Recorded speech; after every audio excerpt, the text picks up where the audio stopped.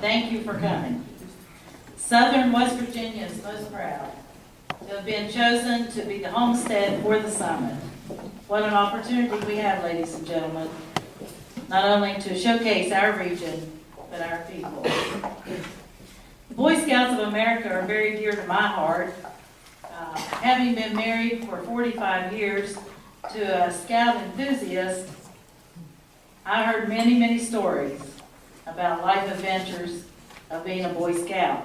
And by the age of 16, Jim was an Eagle Scout, a Brotherhood level, the Order of the Era, and also had his God and Country Award.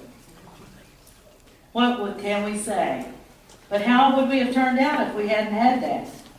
And many parents and spouses throughout the country are saying today, thank you, Boy Scouts of America. Thank you for building men. And ladies and gentlemen, we have that opportunity to help build men and women for our next generation. This evening I have the great opportunity to introduce you to Dave Kopsa. David is top shelf. He comes to us, is now a West Virginia homesteader himself. He's a great person who has worked throughout the country for the Boy Scouts of America, including Philmont Ranch in New Mexico. Let me bring to the podium David Kopsa.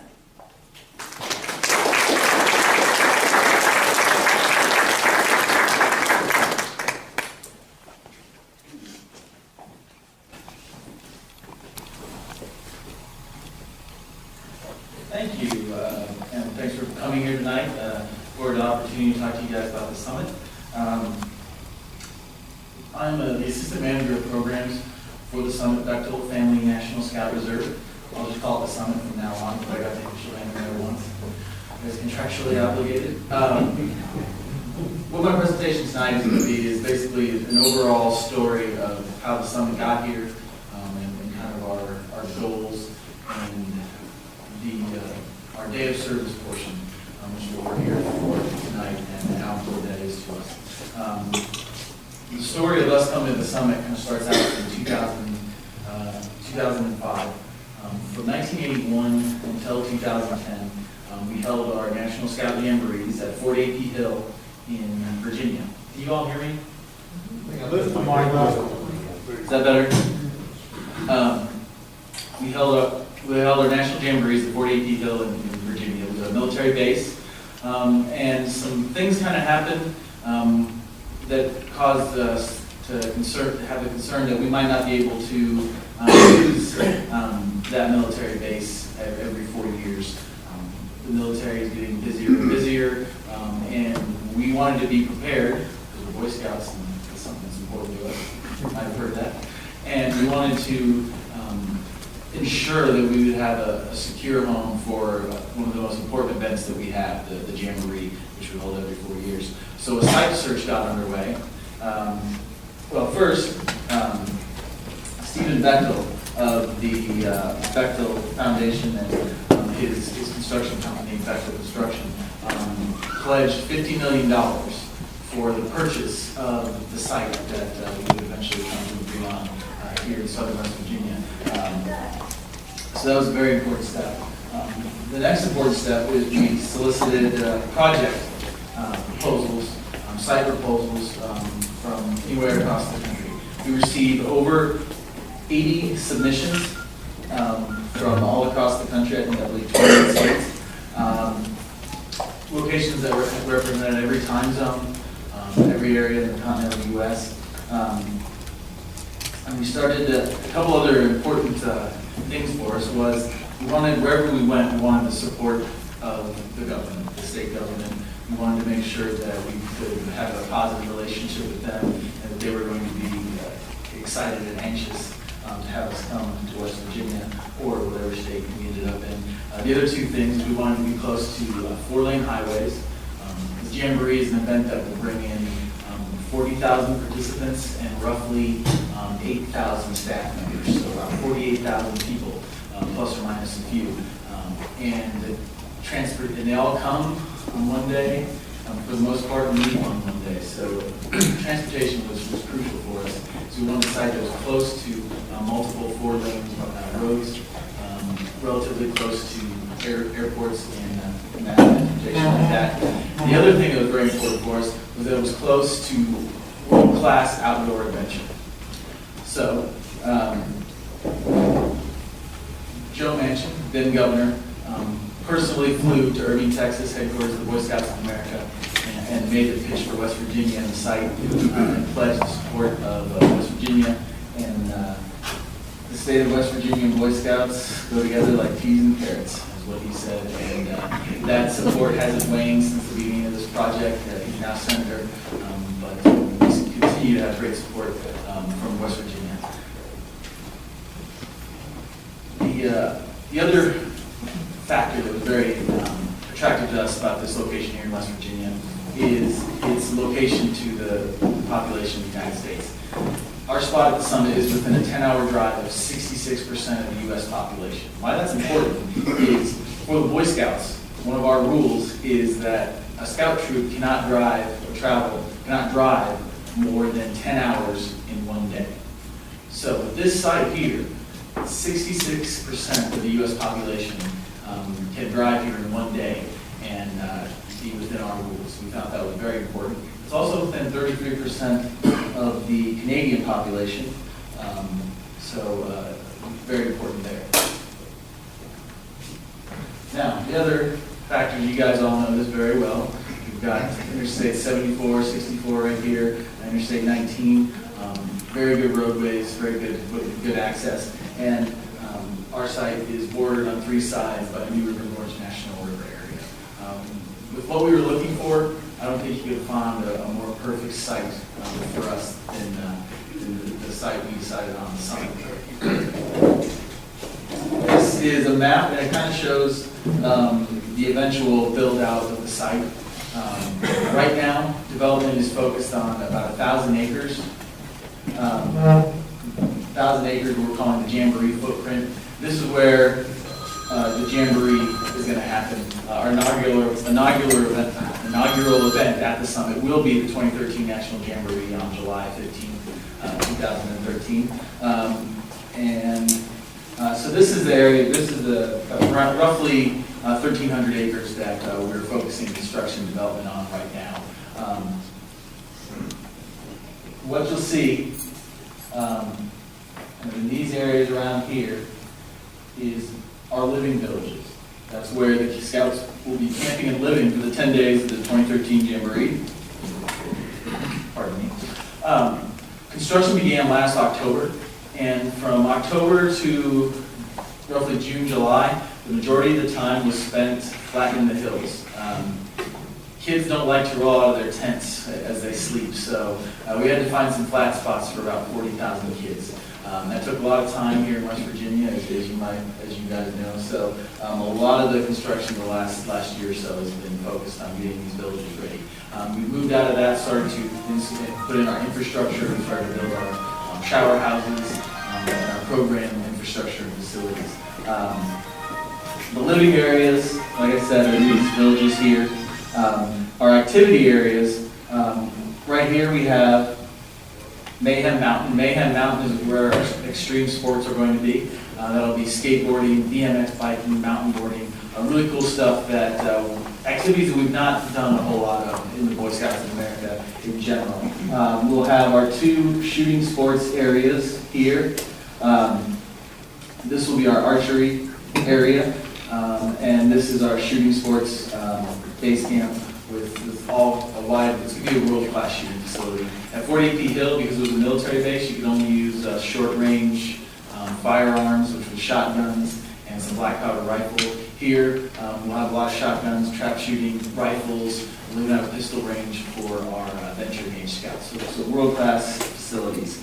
Down here is Adventure Valley. Adventure Valley is going to have a lot of really fun stuff. Around 37 miles of mountain biking trails. It'll have two large zip lines, the largest of which is around 4,000 feet.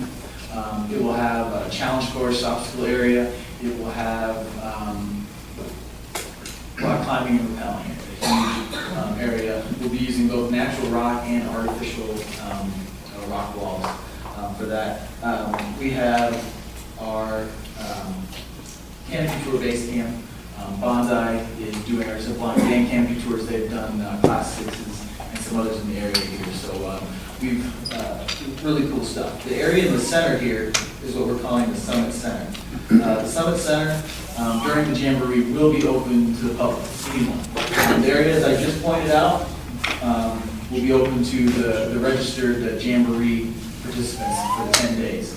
But this area here, anyone can pay a day fee, which you get to establish. They'll come in, and that's where our largest retail outlet is going to be. It's where we'll have our museum display, lots of exhibits, and then in this section right here is what we're calling Adventure Point. And it's going to have miniature versions of all the activities that are going to go on in the base camp. So the people that pay their day fee can get a taste of what the scouts get during their 10 days of the Jamboree. So that's a basic outline of what the site is going to have and be in 2013.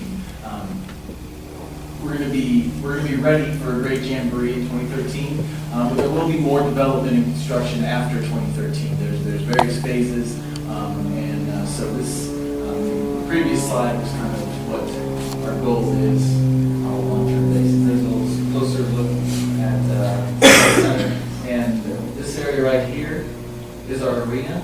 Big part of the Jamborees. We have a big arena show towards the end. Bands, live music, fireworks, lots of exciting stuff to hold. We've designed this arena to hold around 80,000 people. And day visitors that day will be able to stay for that event. So this, as I said, this is what it actually looks like from the sky. So you guys might have been driving by where this is and then wondering what's going on. Well, this is what we've been doing. In the air.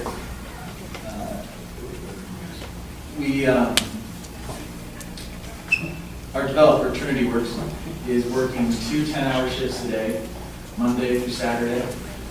Trinity is a company out of Texas, but our contract with them stipulates that subcontractors that they hire, they need to hire 80% West Virginians. So we think that's a good thing for the local area. We're trying to build this site in a very sustainable way, as ecology minded as we can. One thing is on the site we found enough rock to make gravel to cover the roads and all the gravel needs, so we didn't have to, if we hadn't found this area on the site, we would have had to pull in, I think, 27,000 semi-loads of rock in from other parts of the state across the highway. So we think that's a good and efficient use. You saw that bare area where we're putting up the tents. Cut down a lot of trees to do that. But we had all those trees milled, and those trees are the wood that's being used to build the shower house facilities. Like I said before, around 350 shower houses to take care of all the scouts at the 2013 Jamboree, and we hope they'll shower more than once. Technology is very important on this site, from the construction all the way to the actual Jamboree when we get there in 2013. GPS, they're using GPSs here. Can't see a picture of it there. But the graders, the shovels, each shovel has a GPS unit on it as well. And it sends a signal up to space, and it tells them what grade they need to be at. Why is that important? Because that means they can grade at night. They don't have to be looking at the roads. So they're trying to really be as efficient as they can with construction. This is what kind of a demonstration camp look like. This here is the tents and some of the equipment that the scouts will be using for the Jamboree. In the past, the scouts had to bring all this stuff. Tents, picnic tables, shelters, all sorts of stuff. We're providing it at the 2013 Jamboree because we now have a facility to order this stuff and get it delivered to us and put it out on the sites. That's allowing kids to come to the Jamboree cheaper. Our fee went up from $800 to $850, but their council fee, the council where they live in, they also had to add on to that transportation and cost for all the equipment. They don't have to add any more equipment costs. So we're finding that most councils across America are lowering the Jamboree fee from anywhere between $150 and $300. So we're really excited that the first jamboree at the summit should be cheaper than the last one at Acre Hill. Just some more quick pictures of the equipment, some examples of the signage we're hoping to have on the site. This is a team of designers from various walks of life that are designing our action sports areas. For example, the people designing our extreme sports area is a company called Swan Ranch, and they have designed all the X Games activities for the last 17 years. That's the level of quality we're looking to have in our program areas, because what we're trying to do here at the summit is create something that every kid is going to want to be a part of, and that will get them excited and introduce them to scouting, because we feel that what you get out of scouting is an incredibly great benefit. So this past summer, a lot of you may have heard about Summit Corps. We had around about 500 kids a week for 4 weeks moving out of the Glen Jean Armory, building mountain bike trail on the New River Gorge National Park. This was all work done in the New River Gorge. So we're working on our site. These are trails that are going to be open to everybody. This is in part of the 37 miles of mountain bike trails that will be on our site. From everything we heard, that was a great success, and we're really glad that one of the first things that we could do here in West Virginia as an organization for Scouts was a project that benefited the public. And very excited about that. And right now, this is an old slide. We have around $250 million raised for the overall project. Nothing is built on the site until we have funding secured for it. So we're trying to be very responsible with the money we raise and the promises we make with that.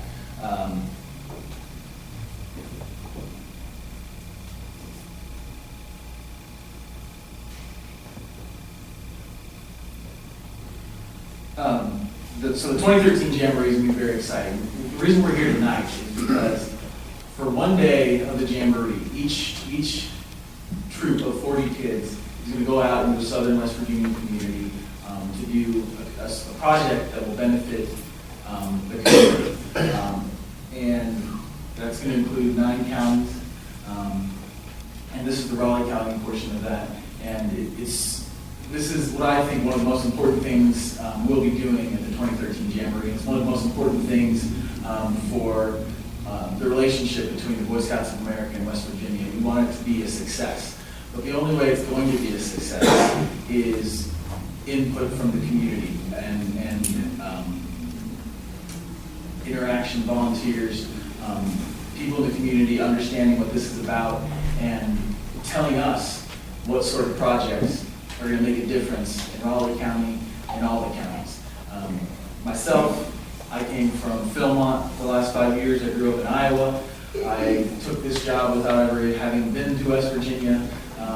So we have a couple other, there's 2 people in the office that are, 3 people now that are from West Virginia. The rest of us in the Boy Scout portion, which is about 9 people, we're all new to the state. We're having a great time, but we aren't going to be able to be the experts on the kind of projects that actually make a difference here in Raleigh County. So we really need the community input and advice on how we can do that. The Boy Scouts will have the final say on all the projects that get done in this initiative. And if we say no to something, it's going to be because logistically we can't support it. We're not going to say no to a project because we don't think it's important to the community. We don't have that information. You guys are the people that are going to be able to tell us what's important. And I thank you in advance for your efforts in this. We hope, this is the first time we've done the Day of Service project at the National Jamboree. We hope to do it at all the jamborees we hold here. And we think it'll be a big benefit. In 2013, we'll have the first Jamboree. 2017, we'll have the next National Jamboree. In 2019, we'll have the World Jamboree. The entire world of scouting, that is, will be coming to the summit in West Virginia. And this will be hosted by the United States, Canada, and Mexico here in West Virginia. The first time 3 nations that have hosted a Jamboree. And then we'll have another Jamboree in 2021. So there's going to be a lot of opportunity for community service if we get this working right this time. And it's going to be hugely important, I think. And we appreciate any efforts, time, anything we can give to this effort here in Raleigh County or in southern West Virginia. And I'm going to close with a video.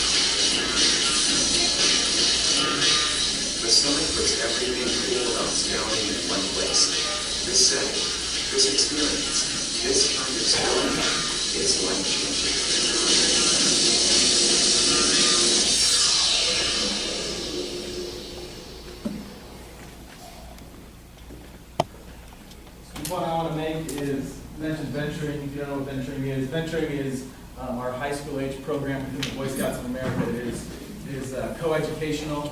So the 2013 Jamboree will have males and female participants, and we think that's going to be really great for this first time. So again, thank you. If you have any questions, I'll be by the banners over there at the summit booth, and love to talk to you about what we're doing here in West Virginia. Thanks so much.